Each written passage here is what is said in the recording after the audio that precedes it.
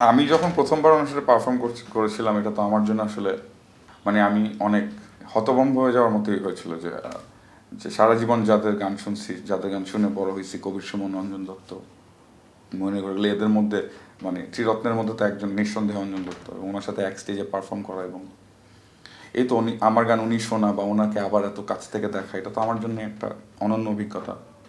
তো এরপর আমার শেষ দেখা হয়েছিল ওনার সাথে হচ্ছে ঢাকা ইন্টারন্যাশনাল ফিল্ম ফেস্টে। উনি হচ্ছে ওনার চালচিত্র এখনের একটা প্রিমিয়ার একটা স্ক্রিনিং ছিল ওই ফেস্টিভ্যালে, এটা বোধহয় ফেস্টিভ্যালেও রান করেছিল সিনেমাটা। সো তখন আমি ওনাকে আমার গিটার, উনি তারপর পারফর্ম করে, আমি আমার গিটারটা ওনারে দিয়ে আসি, তখন আমরা একসাথে বসে হচ্ছে চালচিত্র এখন দেখি।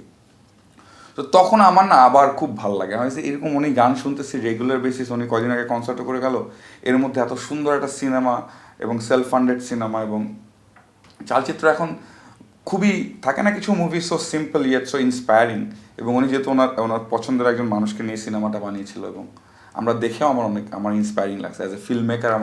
আমার মনে হয়েছিল যে film should be can be that simple yet stunning as well. ওই তো, এবং আবার উনি আসছেন এবং একজন মানুষ 30 বছর সময় ধরে আমাদেরকে গান শোনাচ্ছেন, শ্রোতাদেরকে গান শোনাচ্ছেন, এবং আমরা 30 বছর পরও একই রকমের উত্তেজনা নিয়ে ওনার শো দেখার জন্য অপেক্ষা করছে লোকজন, আমরা অপেক্ষা করছি। সো এটা তো আসলে as a singer, as a film maker আমার জন্য অনেক ইন্সপিরেশন, অনেক অনুপ্রেরণার ব্যাপার যে যে কি এইরকম কনসিস্টেন্টলি করে যাওয়া তো একটা ব্যাপার। সো এই কনসার্টটা তো special for that reason as well, যেটা ওনার 30 বছর পূর্তি গানের।